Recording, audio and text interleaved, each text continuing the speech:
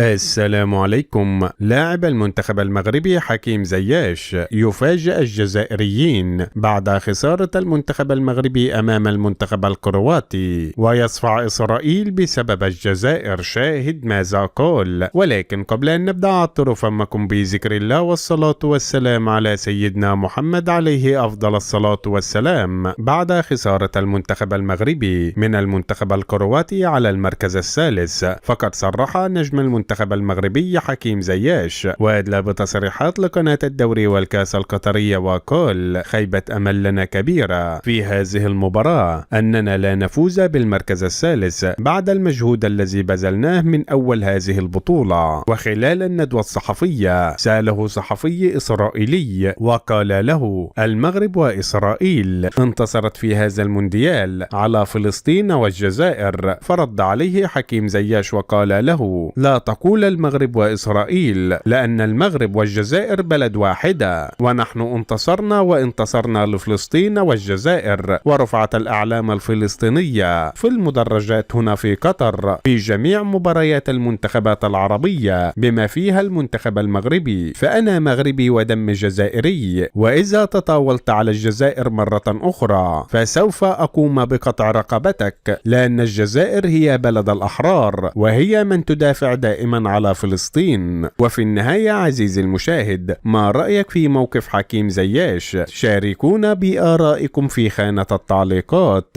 وفي النهاية لا تنسى الإعجاب بهذا الفيديو والاشتراك في القناة ليصلكم جديدنا.